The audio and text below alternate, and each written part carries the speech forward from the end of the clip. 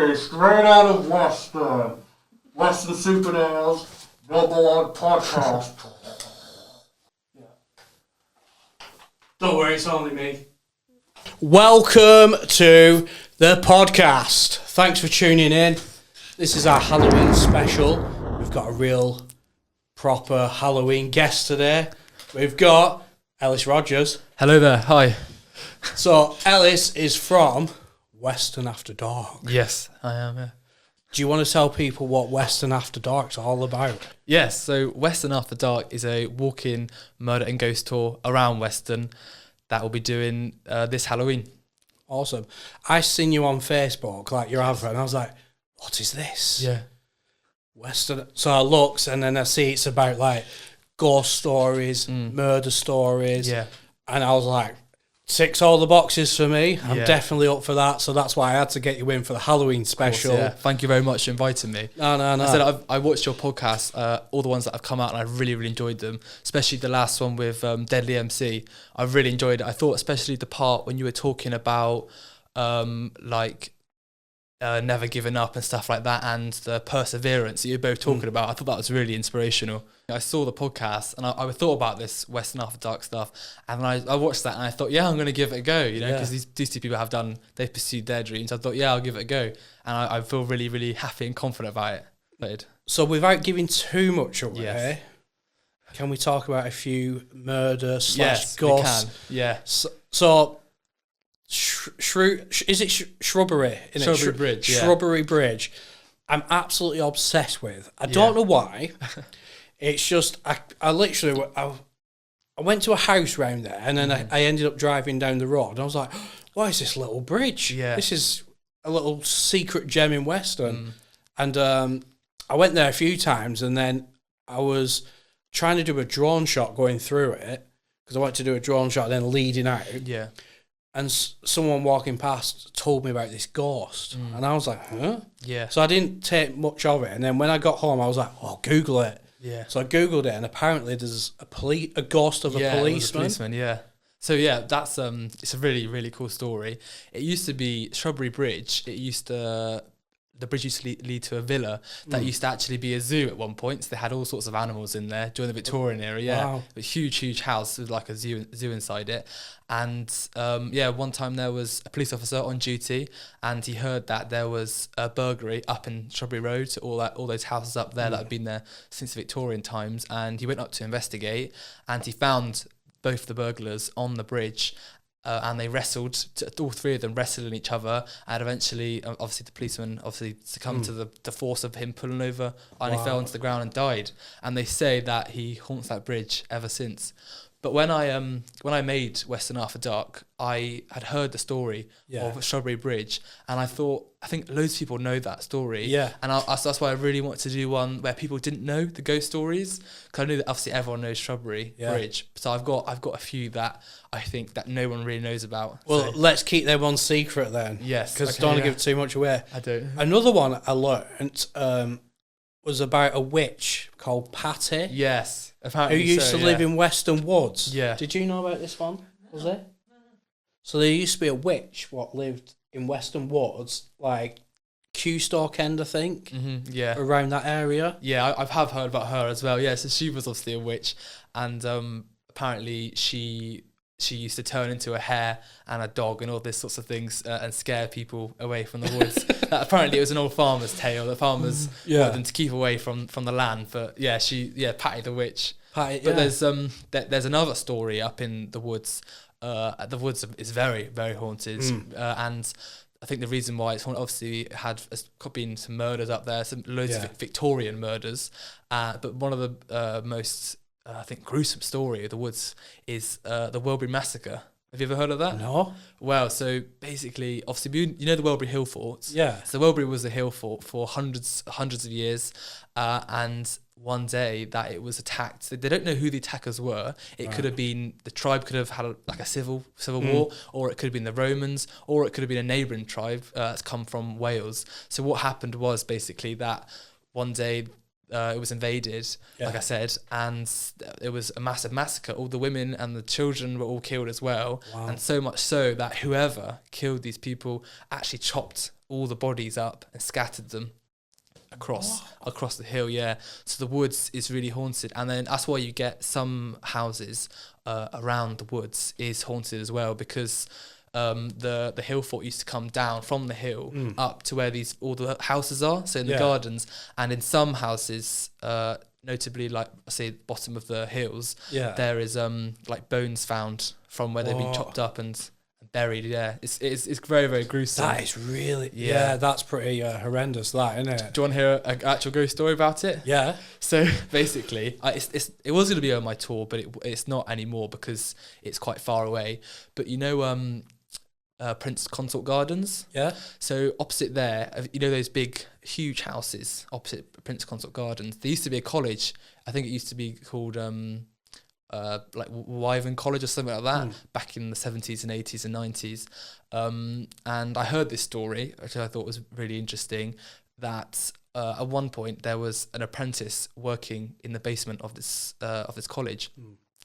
And he was in his basement doing his work. I don't know what it was, electrician or plumber or something, but he was in the basement doing his work. And all of a sudden, the room went cold, and the hairs back of his neck went up, and he had the feeling of being watched. So, feeling really unsettled, he looked around the room and he turned around. And as he turned around, he saw an old woman wearing a feathered cloak on her back and just staring at him. And he said that he dropped everything, ran straight out the cellar and out the house up to his van. Yeah. And as I said, with these ghost stories, that is a ghost story itself. But knowing what we know with the Welbury massacre, where the feathered cloak, that woman was probably the ghost of someone who was massacred. One of the victims. Yeah. So just talking about it, it's just really creepy, isn't it? But that was one of the stories. I thought that was really interesting. I thought I tried to back up the stories with some evidence, so it's not just lone ghost stories. Yeah, you've got. But that one was it's definitely spooky. That is horrendous. Yeah. But one of my own ghost stories was I was at Uphill. Do you know the tower on the top of the hill? Yeah. Next to St. Nicholas's Church.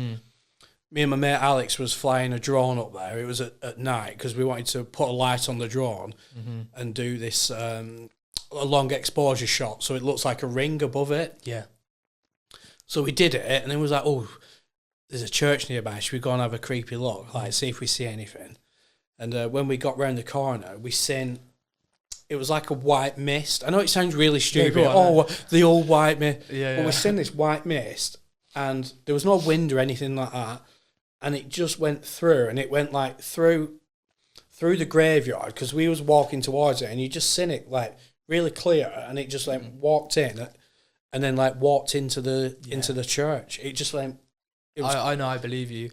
That's what story. That church has been there 2 years after Norman conquest. It's been there since 1068. So it's been there for ages. And when they were building the church, it's probably not true, but the old story goes that they actually built the church on the bottom of Uphill. So you know how on the hill, they built it on the bottom of Uphill.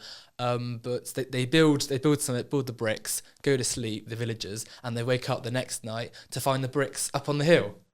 So they brought the bricks down the hill and trying to build at the bottom again, and they go to bed and they realised it was going up again. Every night every morning it would go up. So eventually they gave up and just built the church on top of the hill. So that's the story that goes to that one. That must have been a bit of a... Because it's a trek going up there.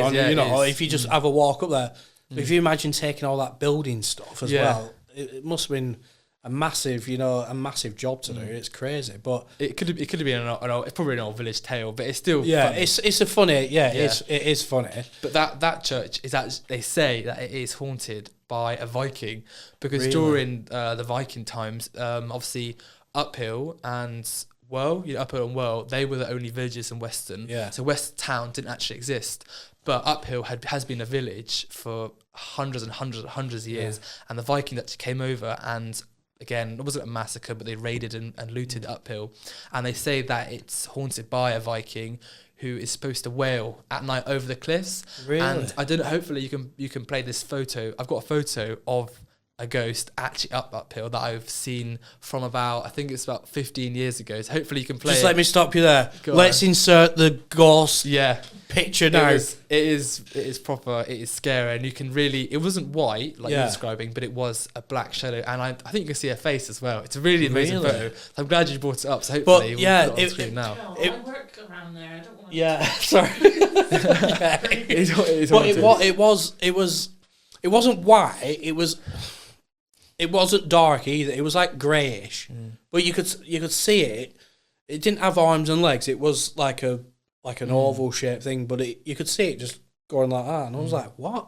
Yeah. And I didn't have these on, by the way, before anyone. Oh, it's because you're in the dark with sunglasses on. No, I was. Yeah. So obviously, we're talking about ghosts for the Halloween special. Yep. What got you into the paranormal, the creepy murder stories, that kind of stuff? What got you interest going about that? Well, I suppose I've always been interested in it a lot, especially more recently. What got me into the paranormal, especially, is a guy who does tours around Somerset, and he does it's called X Tours, and it's a guy named Bobby who runs it. He's such a friendly guy, really, really interested and really, really knowledgeable. And his ones, they're not necessarily ghost tours, but they're more like ghost hunts. Yeah. So he'll go around. I went on the Dunster one. That was really good. And he would go around and tell stories of these certain buildings, but you'd also have equipment as well. Yeah. And he got me into the really supernatural stuff. And I thought he was just really, really inspiring. Yeah. And then I thought, why isn't there something like that in Weston? I feel like I knew the stories about the bridge and other things like that. And I just thought, I feel like there's definitely more to Weston than what we all know. Yeah. And I found out there was. So, yeah. Especially how you get the Jack the Ripper tours. In London or in York, you get the old ghost tours, and I thought there's definitely something in Weston. Yeah, I mean, all the buildings are old. Exactly. If you've got the age, there's bound to be those stories of murders and, like you say, hauntings and old buildings, and you can't go in there; it's haunted by this. But yeah, no, it's such a fascinating subject. I think everyone's always interested in a ghost story too, especially where they live as well. So yours is a ghost tour walk. Yeah. Whereabouts in Weston? Is it going to be like on the outskirts of Weston, or is it through town? So it's like Weston Central. So we all go through the end of the High Street. So the bank end of the High Street. Yeah. Towards all around like Grove Park and Grove Village to Nightstone Island, the Prom. And some other pubs along the way. But like I said, I always say you don't have to believe in ghosts, but everybody enjoys a good ghost story. Exactly, so it's entertaining. That's why people come along, because you don't need to believe in ghosts. You just got to enjoy it, which everyone does. Did you say a couple of pubs? So we have a couple of pubs on the way, which is interesting. So that's a good excuse to go in for a quick. Well, exactly, if anyone wants to. That's going for a beer and a haunting. Yeah. Well, I'm very nervous on this one. Do you keep the pub ones to last? No, well, yeah. So we got on it. Yeah. That's it. That's where you went, and let's get the spirits going. See what I did there, spirits. Yeah, there you go. Yeah. But that's a good idea, actually. I might have to do it on my next one. Yeah. But so there's some haunted pubs then. Don't give them away, because I don't want to. No, I don't want to give them too much. I won't give them away. But it's some haunts and some pubs and other things as well. So we have, without giving too much away, there is a suicidal murder story. Really? So I can't give too much away, obviously, but someone had either committed suicide or was murdered on somewhere. And his very, very, very last sighting, an hour before he died, was in this pub, and there's a whole story to it. He was really frantic and it's all a bit weird. So that ties into the pub, as well as some hauntings as well. Nice. So so it's like I said, when I did the tour, is that I made sure that I really did historical research onto it. So all of the stories that I do tell, except from the ghost ones, obviously, because they're, whether you believe in them or not, all of the actual proper stories are all true, real, 100% factual stories. That's so interesting. I cannot wait to come on one of these walks. I'm so excited. Yeah. You're excited, aren't you, Lozzie, as well? Scared, excited, but I think it's going to be a real eye-opener. And learn some history about Weston and some good stories. When I did it, I used the British National Archive. Oh, okay. So you go onto there and you get newspapers since the 1700s about Weston, and that's when I found all the proper murders and suicides, everything.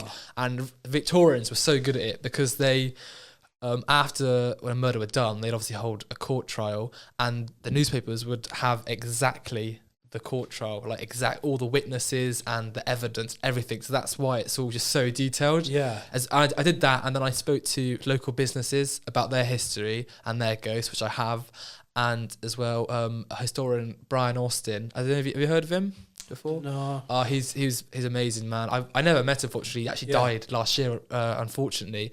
But he was like an encyclopedia of Weston. He knew everything. Yeah. So in the library, anyone can go there and have a look at it. In the library, he has his books with newspaper cuttings, all about little bits of Weston. Oh, right. And I got loads of knowledge off him. He's a really interesting guy.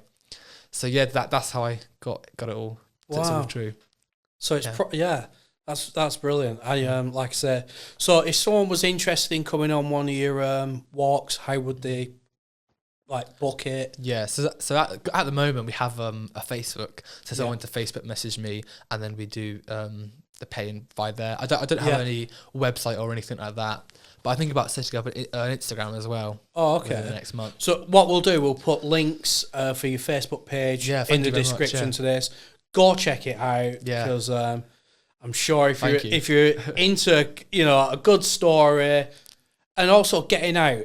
Because obviously you're going to be out walking around. If you want to get out and have some fresh air, winter's coming, it's a bit dark and dingy, but going out with a group of people having a laugh sounds... I see, even if you're not a tourist, you live in Weston, I guarantee you that you will leave the night knowing something that you didn't know before. Yeah. Because I really researched hard to find it, and I didn't know anything that I found out. I said we all know about the bridge or about Duke of Oxford pub. You heard about that? No. About Aleister Crowley? Oh, well, no. That's highly documented. Tell me when the cameras are off. Yeah, well, I can tell you now if you like. But go on then. Yes, well, you have to, but it's to what it is. Do you know Duke of Oxford pub? Yeah. So that was that's obviously a pub, but during the Victorian era, they had it's called the Hermetic Order of the Golden Dawn, and they used to operate down there in the basement, and they used to hold seances and stuff like that. So, and I thought that I think the North Somerset archive people have posted about that, so I think people do know about that. Yeah. But I thought I wanted stories that people didn't know. So, but South Road. Yeah. Interesting enough. Well, there's a house there called Temple Hill. So you can have a look at it on Google Maps. It's called Temple Hill. Yeah, so I think this is why it's interesting, the Duke of Oxford. And the people who used to live in there were members of the Hermetic Order of the Golden Dawn. So it's who used to operate in the Duke of Oxford. Yeah. So they're basically a cult, basically, who did spiritual stuff and things like this. And if you search up Temple Hill or go there on South Road, it's this absolutely humongous house on the hill. But it's so at one point it was like a temple, so equivalent to a church or synagogue. Yeah. And that's why I think that house is so interesting compared to the pub, because the pub, they were there sometimes, but this whole building was dedicated to people sitting down, looking into mirrors and talking to people on the other side, and candles and all sort of stuff. Yeah. And they and it's really interesting about that place and that group is that they were all of the rich Westonians were all a part of it. Right. So all basically the elite. Yeah. So, for example, the Mercury's first owner, he was a part of the Hermetic Order, the Golden Dawn, and all of the wealthy businessmen and councillors and masons, they were all a part of this secret society that they all needed. When you joined it, you had to have your own cloak, and you get different cloaks and stuff like that, depending on what rank you were. Yeah. Excuse me. And you had to have your own wands as well, your actual own wands, own tarot cards, all this sort of stuff. It's such a Aleister Crowley. It's all inspired by Egyptian theology and stuff like that. But that's in Weston. I mean, it's crazy stuff. Yeah. And that's not on our tours, but I thought people knew about the Duke of Oxford and the bridge, but I think the stories that I found is people don't know about them. No. Yeah. Did you know anything about that? No. Yeah, give it a Hermetic Order, the Golden Dawn. Give it a search. It was called Osiris Temple Number 4. It's called Temple Hill. Yeah. I'm going to check that out. It was just in Weston. Yeah. It wasn't it was, sorry. But Weston had its own branch. Yeah, which I think is wow. amazing. So it was like a countrywide thing. Yeah. Like, so I think there's one in Birmingham, one in London. Oh, right. I think it's about 6 of them, and one was in Weston. I mean, how crazy is that? Under a pub. Yeah, under a pub, these, and this then actual this- temple yeah. thing. Yeah, I want to go check Actu- that house out now. So now it's a house, but if you look at the building, it's the coincidentally, it's the highest building on the hill, Right. and it looks like a temple. It's so peculiar. Like its whole purpose was a temple, like equivalent to a church or a synagogue or a mosque. It is crazy, and no one knows it's there. No. So Wow. I hope that people live there now. well, yeah, they probably do. It's called.